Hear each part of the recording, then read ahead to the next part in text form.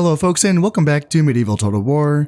I am Step and this is going to be part 47 of my early campaign where I'm playing as Aragon. And I am just cruising along here at this point in the campaign, sort of just waiting to see what happens to the French and to see if I will be needed or, required to step in and actually eliminate them just to get rid of their point total, because at this point there is still going to be 3 more counting periods before this campaign ends. At this rate, they are 16 points ahead of me currently, but they are losing a lot of their territory to rebels and the Swiss and anyone else that really attacks them. So they're really having a really hard time at this point. Their domains in Western Europe are just really demolished. They have Toulouse, Aquitaine, Normandy, Flanders, and then it's just kind of just spread out over the rest of the map. The Pomerania, Denmark. I keep on raising these, I'm going to take credit for this, but I believe that I am responsible for just a continuous wave of these rebel uprisings here in Livonia, and they haven't been able to take back Livonia yet, but they have been chipping away at this army. This general is a 7-star general now. I wonder what his traits are. Anything crazy? I'm responsible for the assassinator trait. Yep, that's me. But anything else, Gentle Knight? That's kind of surprising considering that he's probably butchered a lot of rebels at this point. But skilled defender, so yeah, +1 command when defending, and that's because he's just been defending Livonia against rebels wave after wave after wave. And it would be nice if the Mongols wanted to step in here and finish the job, just to kind of take it off of, off of the French. That would be nice, but in any case, this is the real dinger for the French. The fact that they have all of these armies here in the Levant, and they're paying upkeep for them, but they have no way of bringing them back home. To use them in these wars against these rebels. So that is unfortunate for them. In addition to that, and I'm not trying to get ahead of myself here, but for one thing, it's funny that the French king still has 7 influence, despite the fact that he's lost so much of his realm. I guess I need to really confirm this, but I thought that you gained influence by conquering territories and that you lost influence by losing territories. I thought that was the case, and so I would have thought that he would have lost influence, but maybe influence is more just linked to crusades and other stuff like that. Yeah, I need to go back on that and really kind of double down and get my notes right for this one, because that's kind of confusing seeing him still have 7 influence. I guess he still does have quite a few territories, but he's lost so many. He really has. Now, he is 62, so he's going to die any day now. Before I started recording, I did look for an heir for the French Empire, and I did not find one. Now, I could have missed him. Maybe he's still around. I'm not going to go, back over everything right now. But I did not see a French heir. So I'm really curious if there's a possibility of the French Empire just crumbling just like that. Because it's possible that all of their heirs have essentially died fighting rebels, Swiss, all these wars against the Mongols and everything else. Maybe, just maybe. That'd be crazy. That'd just be a wild thing, right? But yeah, that's very possible. In the meantime, I've kind of set this arbitrary date for any possible aggressions on my part for the year 1400, which is going to be 15 years from now. And I'm going to stick to that for now, because I do like the way that things are going for my own empire. I am training up the soldiers that I want. I am building the buildings that I need. My income is sitting at a very healthy 7,000. I was able to get a ceasefire with the Pope that was actually invited by him. And I'm not sure why, because he's not really... he's not at war with anyone, so he's not under pressure. So I'm kind of confused by that ceasefire offer by the Pope, but you know what? I will take it because that helps out a lot. Now I am only at war with the Byzantines, and I can't really, I don't know. I can keep trying. I'll continue to try to get ceasefires with the Byzantines. It would be nice if they accepted at some point, but they are also not at war with anyone but myself, so they might not feel too pressured to give me that. It's too bad. I'm using these bishops here in this spy to try to lower the loyalty in Nicaea. It's only at 189%, so they're plenty fine. And I think their loyalty in Constantinople and Siberia or Serbia are also, yeah, they're going to be fine. So yeah, I don't know if there's much I can do to try to, I don't know, cause issues here. And it's not enough to make these provinces go rebel because I can't trade with rebels. I need them to be taken, you know, by the Egyptians, you know, for example. So that would be the nice thing. But the Egypt's kind of, their empire's kind of a mess as well. So I'm not going to really rely on them. Who are they at war with? Just the French? Yeah, at least the Egyptians are just at war with the French. But man, I mean, the French and the Egyptians just have these crazy empires just spread out all over the place. Really wild stuff. But yeah, I'm going to keep on just kind of cracking along here. I am continuing just to kind of reiterate what I've been doing. And the reason why I've been doing it, you know, mostly off camera is because it's pretty repetitive and not really much to show you. But I am continuing to use my Inquisitors anytime I find a governor, a French governor specifically, that has any dread at all. I'm using my Inquisitors to inquisit them. And that over time eventually brings their dread down because they become like very faithful or devout or what have you. So that's one thing that I'm doing. I'm also using my spies, not just in enemy territory to raise the loyalty or decrease the loyalty organically, but also I'm using them to spy specifically on any French governors, anyone that holds a title at all. You know, whether or not, it doesn't matter what traits they have, just anyone, I'm just going to continue spying on them so that I eventually at the very end of, you know, there's this chain of vices that they will get. Like it starts with informants and moves on to something else, and it ends in assassinator, which is the one that I showed you up here. Assassinator is like the one that it's bad, you know, -5 loyalty and -40 happiness. That's -40 happiness, I'm assuming, right, to the province that he is governing. And he is a governor. He is an Earl of Denmark. So that's -40 happiness to Denmark. And if we look at Denmark, I'm kind of surprised that Denmark's still French because, yeah, their loyalty is just barely hanging on, right? So that's what I'm doing there. I'm using my spies and my Inquisitors to do all of that sort of shenanigans. And it seems to be working, you know, over the long term. It seems to have had an effect here. So that is the reason why I'm cutting out so much, because there's really not much to show you in that regard.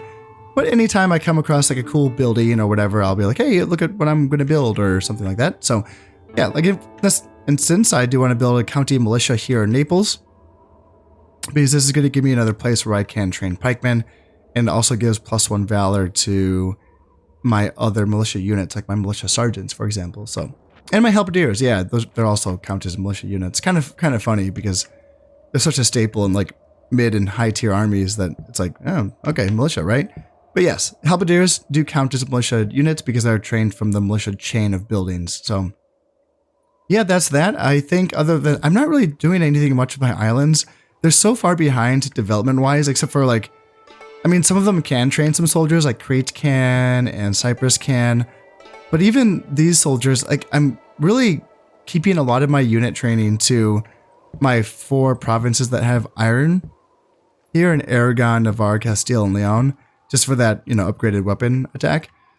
So some provinces that can train soldiers, I'm actually just kind of choosing not to at this point, because I don't need the quantity. I'd just rather go quality.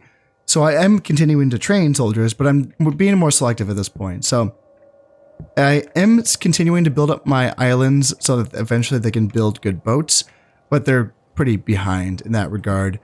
They have, for instance, Cyprus here.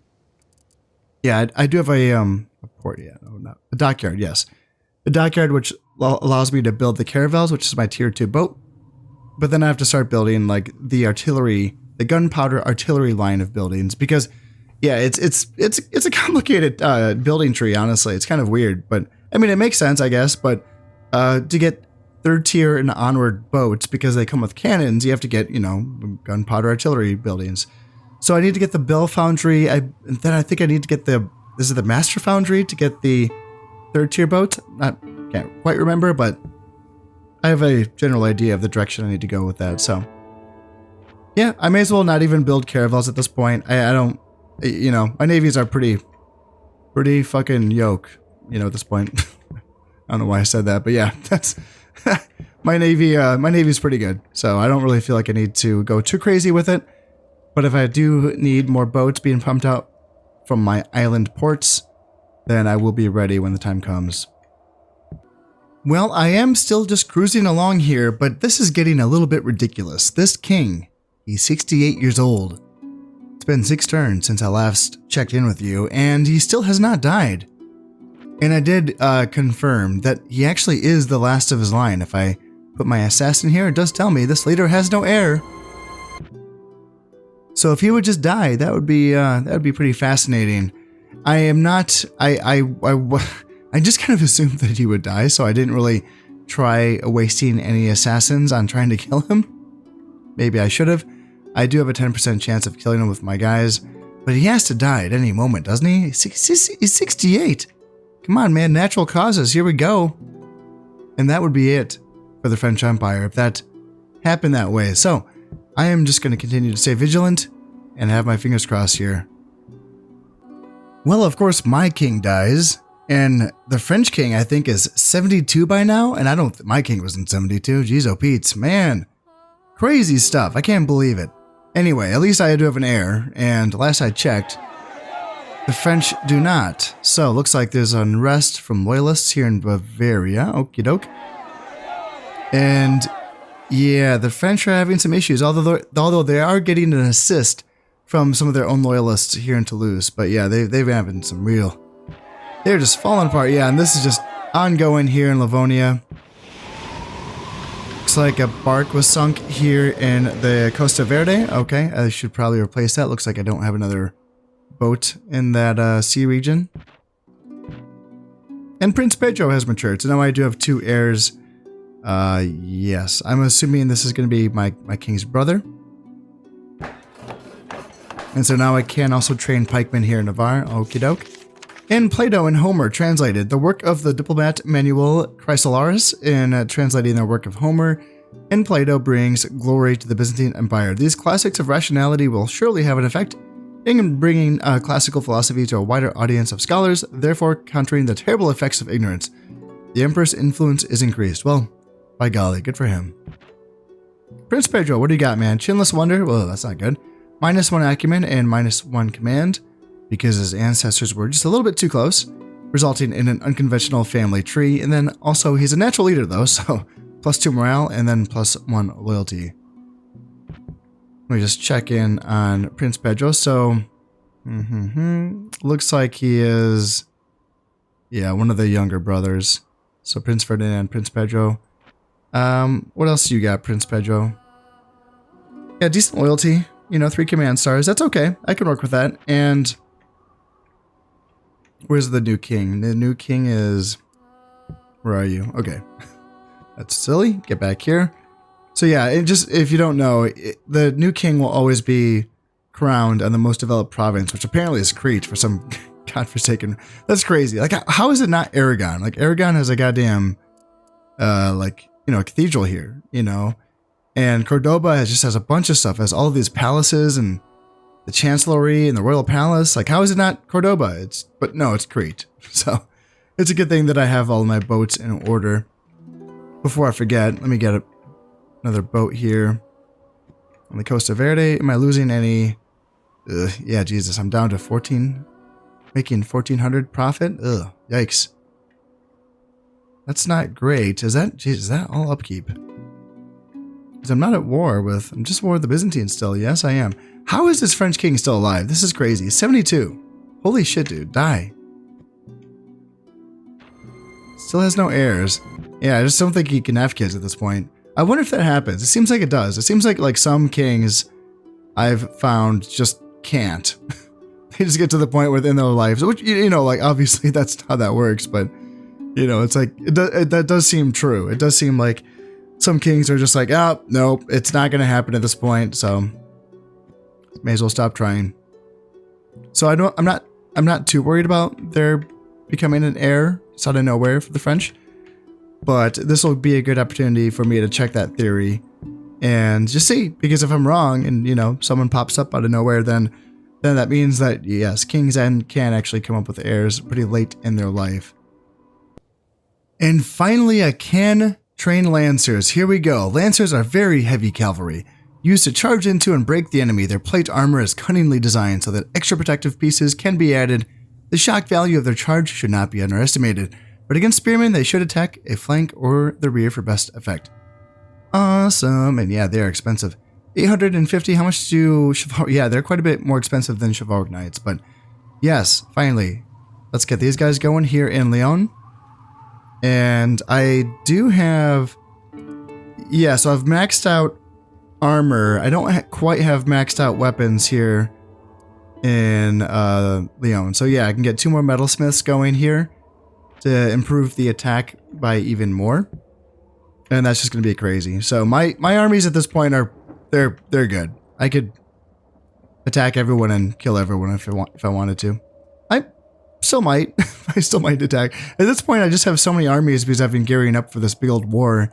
And it looks like, yeah, looks like my efforts to undermine the French have not gone in vain, because I don't know if that war is really going to be necessary at this point.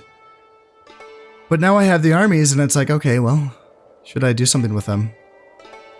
Who should I attack? I mean, who would be like the reasonable opponent to attack? The Byzantines, just to get rid of them? I mean, yeah, I guess, because we are still at war. So just like get rid of this enemy that's been refusing my ceasefires for a century. That seems fair. Like, I don't know if they're going to provide a great challenge, but, you know, they at least have some forces here in Nicaea. You know, a little something here in Constantinople. And, you know, they have some forces here in Serbia as well, yeah. So this at least would be something of a battle. Yeah. Yeah, I can do that. I can attack the Byzantines and go from there. I mean, there's other, you know, I can roleplay it a little bit, you know, if I want to just go after the Egyptians because they don't share the same faith as me. I can sort of like leave the Italians and the Germans alone and the Swiss alone because they're not that strong anyway. Or even I could attack the Mongols. I don't know. I'm going to be fighting the Mongols so often in my next couple of campaigns that I'm kind of tempted to just kind of leave them alone. But yeah, or just kind of, you know, go after the Egyptians and bully them a little bit. They don't have much though, do they? Like here in Hungary, I don't know. That'd be a fight. That'd be a little showcase for my armies. I'll think about it. That's actually not, I mean, that's not the most like out of the way idea. You know, I can attack the Byzantines and just kind of make a little jaunt up here to Bulgaria and Hungary just to kind of bully them a little bit. Just to kind of, you know, play around and use some armies that I've been building up for so long. So that's kind of the idea there. Because I don't think that fighting the French is going to be necessary, honestly. Hey, finally! Faction eliminated! The King of France has died from an illness. He has no heirs and his forces have degenerated into minor factions. They no longer present any real threat. Folks, that should do it. I think that's pretty much a campaign victory for me, as long as my own family line does not die out unexpectedly. But my king actually just recently did get married on his own, so you know he's working on it. You know, yes, wonderful news. You know, that is something that my king does need to start working on though, because yeah, he has some brothers here, right? Prince Ferdinand, Prince Pedro, Prince Enrique. Prince Ferdinand is just a handful of years younger than the king, I think. He's 27, and the king is 33. Yeah, only 3 influence as well. Not good, but he is married, so hopefully any day now he will start popping out some sons so that we can continue on the family line. And yeah, check it out. Yeah, the French Empire is just now gone, and it's going to be really interesting to see who kind of fills this vacuum. It initially does appear like it would be the Swiss because they were the ones actually attacking the French and making some progress. Not a ton, but some. The Swiss are dealing with a little peasant rebellion here in Toulouse, and that was even before the French disappeared. So yeah, they were making some progress. The Italians seem very, very stuck at this point. and they're like holding back the Mongolians. Like they're in a tough spot, and the Germans as well don't look too healthy. They just have these two provinces, and they're kind of not looking great. So I think the Swiss probably have the best chance of making some moves over here, or maybe the papacy as well. But even the papacy, most of their armies are kind of protecting against, potentially the Byzantines or the Egyptians or the Mongolians. So their forces are over here. They could pull these armies over. They're not really doing anything. And we're not at war, so they don't need them hanging out here. So yeah, maybe the papacy could bring these armies over and take province and start expanding this way a little bit. I'm not sure, but yeah, it looks like it's gonna be the Swiss, would be my guess. I mean, man, these armies, these factions are so weak over here. It's just maybe not. Like maybe they can't even take these rebel provinces left by the French. Maybe not. I don't know. There's a lot of empty space though.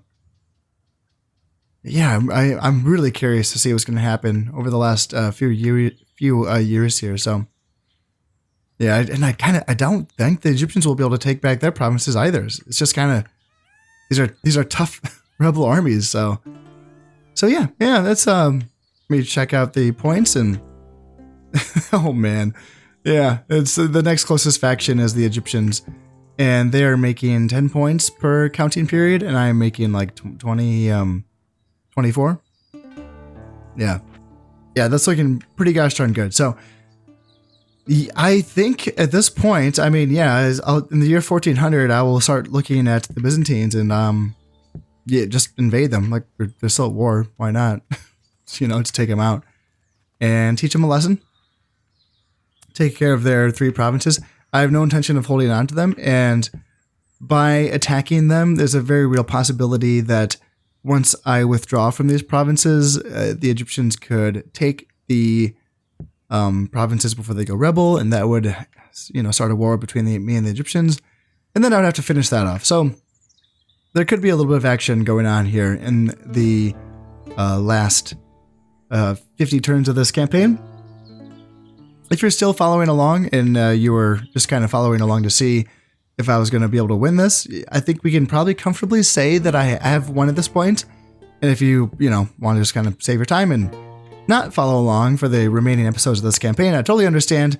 It definitely has slowed down in the last few episodes, and it probably is going to remain at this pace for the remainder of this campaign. Albeit, if you do want to hang in there just to kind of see me use some late era armies, I will try to get some of that in here as well, just to kind of, live up to a little bit of a promise here. Oh, damn. And yes, I almost forgot. Right. I keep on having to be reminded of this. I cannot trade with rebel factions. So without France, I am now losing nearly 5,000 florins per turn. My treasury is sitting at 135,000 florins. So there's a little bit of a cushion there, but I will be having to put these armies to use pretty soon. Yeah. Right. I probably, gosh, now that like I'm thinking about it, why even be selective? Like, sure, I can attack the Byzantines, but I can do better than that. I can come down here and just kind of wreck these like old French armies that were belonging to, yes, the French, but now they're these North African rebels. And there's some decent quality down here, and I can just kind of come down here and get some fights in. Knock some heads together. And maybe even like stage up here in Antioch and go after these like French armies here in the Levant as well. Yeah, there's some ideas for sure. I will have to do a little bit of conquering just to, that's, just to, like I was saying before, that maybe like a lot of these factions are maybe too weak to even fight these leftover French stacks. It would be kind of funny if like that was my idea to get someone else to take over these provinces, is to kill these rebel factions so that I can trade with these, whatever factions take over these provinces. And then I can, eventually stabilize my economy. Like that's, I don't know. That actually seems like it's not that bad of an idea, frankly. So I am thinking that is going to be the play. I think that going after a bunch of rebel provinces in addition to the Byzantines, is going to be what I'm going to do. It's just going to be like a all-out blitz, kind of. Not completely all-out, like I will, you know, not be going after these other factions. But yes, Byzantines, I will be attacking, I suppose, from Greece. Seems pretty sensible. And then might leave these armies alone for now. But then marching down into North Africa with these armies from Morocco and Cordoba seems good. And then even taking these armies from Aragon and Navarre into Toulouse. I mean, the Swiss cannot hang on to Toulouse. So we're having a lot of issues with these peasant rebellions taking this back. So maybe just kind of taking out these rebel armies here in Provence, Toulouse, Aquitaine, you know, Anjou, Normandy, Brittany, just kind of like wiping it all out. Keep like a clean slate essentially, and trying to leave it open to these other factions to take. Maybe that's going to be the play, because I know like leaving these provinces, there typically will be a few rebels that pop up to take back these provinces. But I feel like in most cases, those rebel armies are very, very weak compared to what they're facing right now, which is the remnants of the French Empire, right? So they're having a little bit of difficulties with it, and maybe that would be the play, is to kind of help them out, help these factions out, and retaking these provinces so that, you know, I can trade with them. Now, the double-edged, you know, side of that coin is that if they take these provinces before they go rebel, then I'm just going to end up at war with them. And, you know, that's not completely ideal, but then, hey, then I can just fight them, right? So you know, it's kind of like whatever, right? So it just gives me something to do, and I can justify my actions as an effort to try to get my economy in order, you know? That's a pretty just reason, I'd say, because losing almost $6 grand a turn that's not good. That's not going to be good. So I'm already down to 112,000 florins in the bank, and I do want to make sure that that's fixed up. Now, see, I would like to kind of do this right now, but I don't want my recording sessions to go too long. I know this video is going to be rather short, but I got stuff to do tonight, so I can't just keep going here. If I do an extra turn with starting off with an all-out blitz, essentially, is what I want to do, that one turn is going to go on probably at least for an hour just by itself.